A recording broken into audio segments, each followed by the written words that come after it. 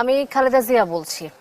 কণ্ঠ নকল করে 5 আগস্টের পর 11 মাসে 26 কোটি টাকা হাতিয়ে নিয়েছে এক প্রতারক। বাংলাদেশ ফিনান্সিয়াল ইন্টেলিজেন্সের রিপোর্টে উঠে এসেছে এই তথ্য। সেই প্রতারককে এখনো গ্রেফতার করতে পারেনি আইন শৃঙ্খলা রক্ষাকারী বাহিনী। মাসুদুর রহমানের রিপোর্ট দেখুন।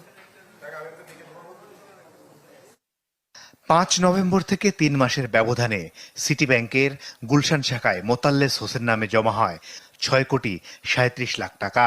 হঠাৎ এত টাকা জমা হওয়ায় তার তথ্য চায় ব্যাংকটি। অনুসন্ধানে নেমে চাঞ্চল্যকর তথ্য পায় বাংলাদেশ ফিনান্সিয়াল ইন্টেলিজেন্স ইউনিট। জব্দ করা হয় মোতাল্লেস ও তার ব্যবসা প্রতিষ্ঠানের 9টি ব্যাংক হিসাব।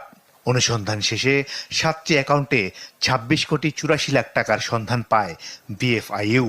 এর মধ্যে নভেম্বর থেকে পরবর্তী 3 মাসে জমা হয় 11 কোটি 11 লাখ টাকা।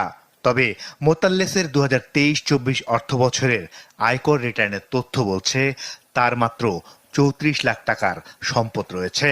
তাহলে কিভাবে তার অ্যাকাউন্টে এলো কোটি কোটি টাকা?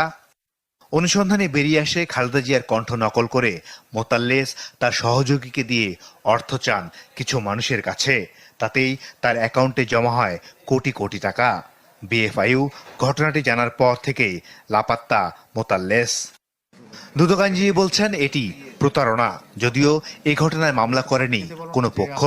খুবই মারাত্মক একটা অপরাধ, কারণ এই ধরনের অপরাধ যদি কোনোভাবে প্রশ্রয় পেয়ে যায় তাহলে অনেকেই উৎসাহিত হবে এবং এটা সিরিয়াস আকার ধারণ করবে। এটা আর রাষ্ট্রের জন্য একটা বড়সড় একটা অপরাধ হয়ে যাচ্ছে। এইটা মারাত্মক অপরাধ এবং বিএফআইইউ যে প্রতিবেদনটা দেখলাম তাতে তার বিরুদ্ধে তো অ্যাটলিস্ট 4টে মামলা তো হবে দেখাই যাচ্ছে। দ্রুত গ্রেপ্তার করে আইনের আওতায় নিয়ে আসা উচিত তাকে, এবং যেহেতু একটা রিপোর্ট চলে এসছে এখন মামলা করতে তার বাধা নাই।